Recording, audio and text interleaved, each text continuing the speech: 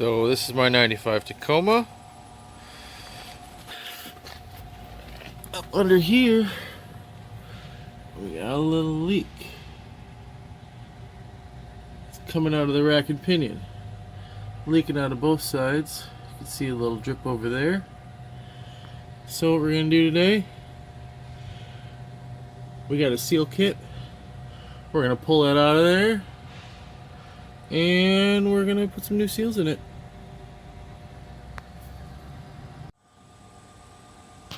Alright, so we got the tires off. And we're going underneath. So we're going to take it apart here at the tie rod end. We're going to take these two bolts, one there, one right over here. The other tie rod end over there, and then there are two lines right here on the control valve.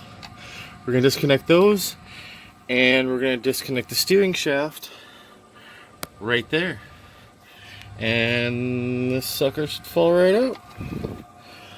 Be back in a bit. You can see the whole entire thing. Alright, we got it out. There it is. It's leaking in here. I had to disconnect it with the rag joint here. I made a mark where it connects. We're going to zoom in and see the little mark that I made right there that corresponds with this slot where the pinch bolt goes. That way we get this back in the right place. I put a white line here. There's a corresponding white line on the steering shaft. Alright, we're going to start getting the bellows off here and here, and then we'll take off the inner tie rods. Alright, so we got a cracked bellows here, and this clamp, which I just squeezed with the pliers, comes right off. And then the other side, same thing, but the clamp is down here and out here. We're going to pull those off. Back in a sec. Alright, we got the bellows back. Pretty gross in here. So there's a seal inside here and a seal inside here that we're going to change. My inner tie rod ends are pretty good. Ugh. They're hard to move, so we won't be changing those. But we are going to have to disconnect on this side here so we can change this bellows. They do make special tools to take this apart, but we're going to do it with what we got. I'll be back in a sec. Go. Alright, so we just put a crescent wrench on here after we tap this lock washer down with the chisel and a hammer. And then I smack the crescent wrench with the hammer and it comes loose. Spin it right off.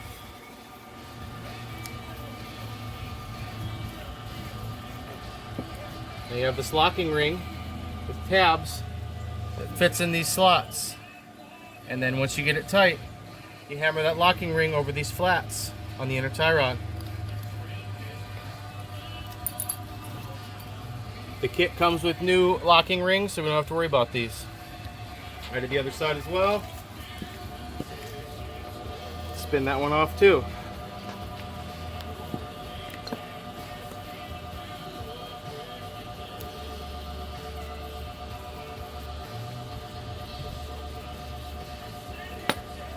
Same thing with the locking ring.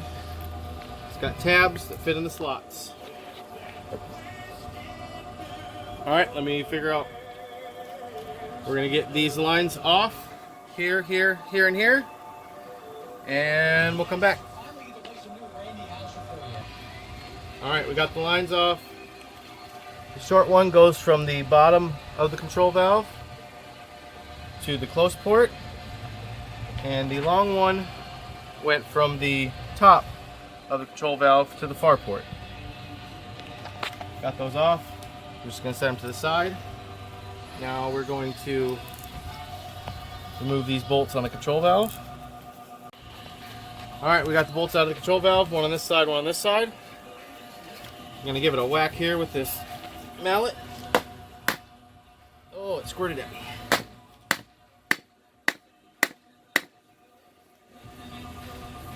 Alright, spins a little bit. Should be able to pull it right out. Out she comes. Ooh, that's gross in there. Alright, now we will see what we can do. Oh!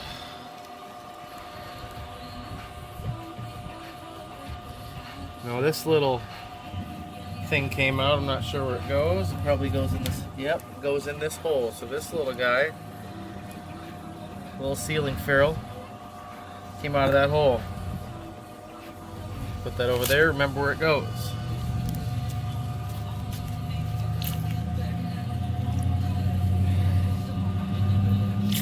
Ugh, yuck.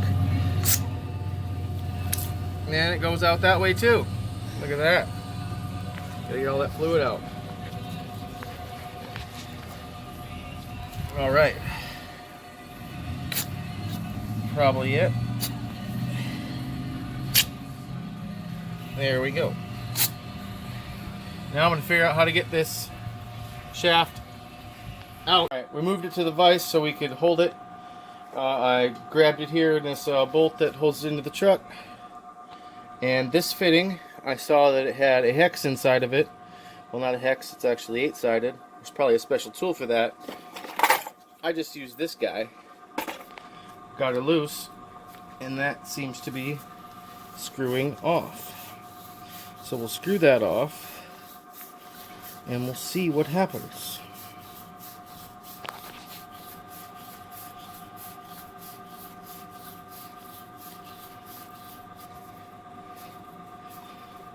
Boy, that's got a lot of threads.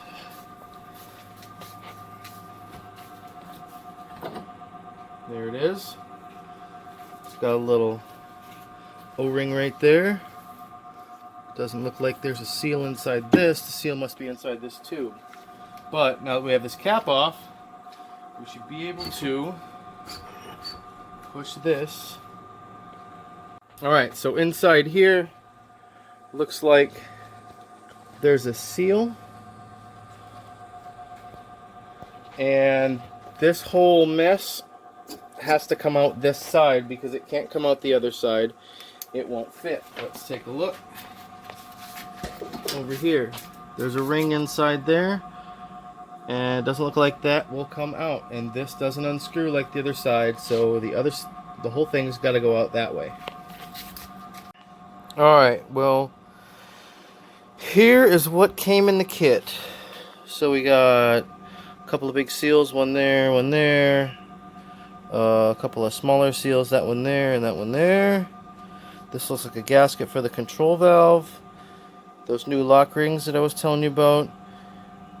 New clamps for the bellows.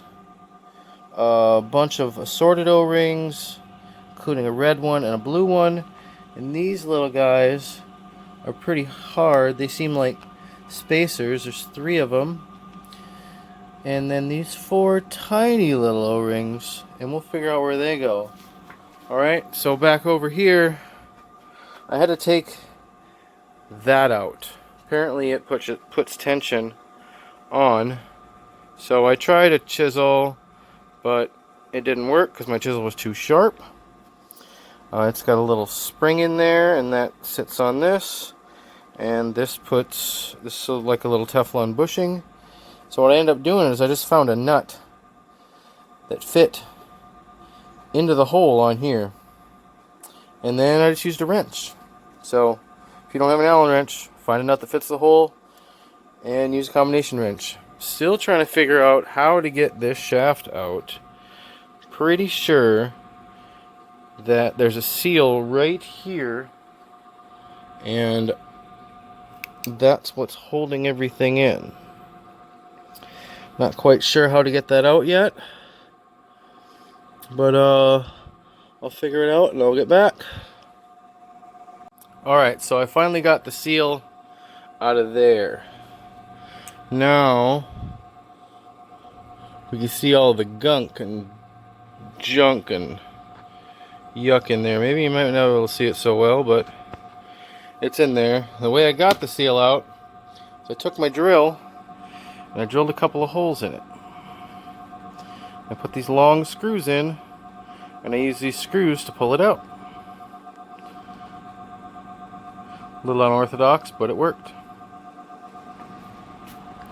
Alright, so steering shaft is out. That's all the junk and gross crap that was in there. Let's see if we can see inside real quick. Set that down.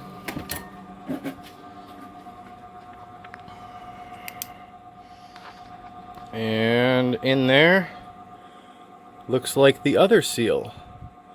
I'm gonna have to get creative to get that one out. You can see the little spring on it. It's in there. We'll get that bad boy out. Alright, so my assistant suggested that we just hit it out from the other side. Well, I thought this was part of the housing, but it's a washer. And it sits inside here all the way up there behind this seal. So we took this socket and this extension, we stuck it in the other side, and tapped it right out. And out she went.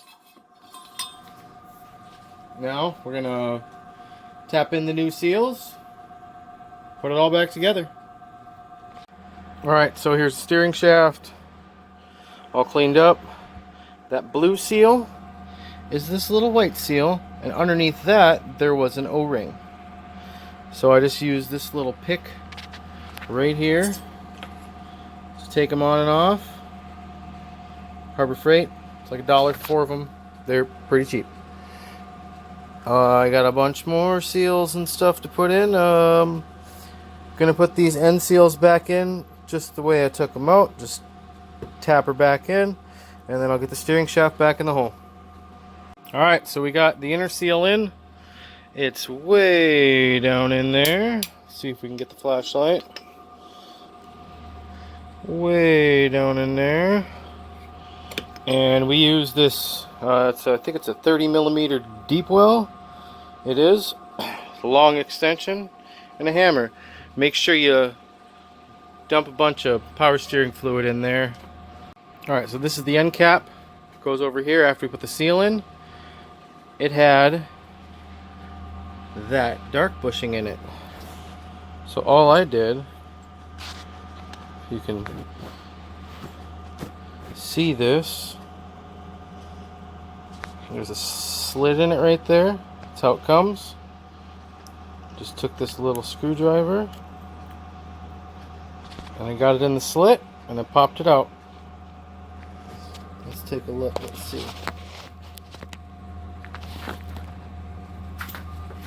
So there it is. There's a little slit right there. I just got the screwdriver under it and pop it right out. This is the new one though, so we'll leave it in there.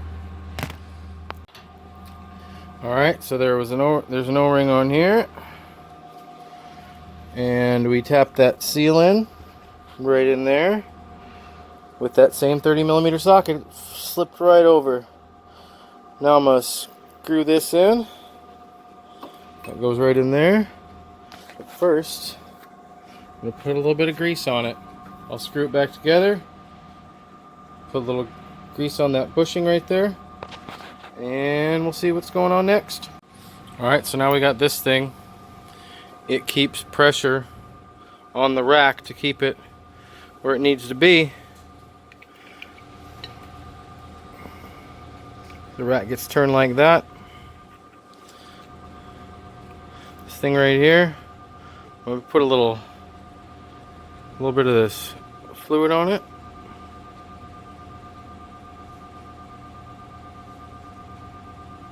Here we go. Might run out on that paper towel, whatever. Now this drops in here. Goes right in. Move that a little bit, make sure it's on. Then there's this little spring, that guy, and this cap. screws back on.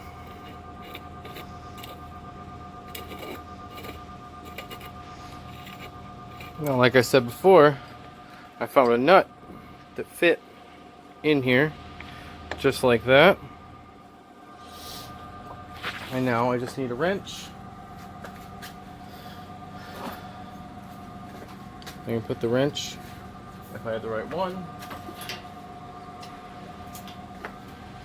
right on the nut and screw it right in.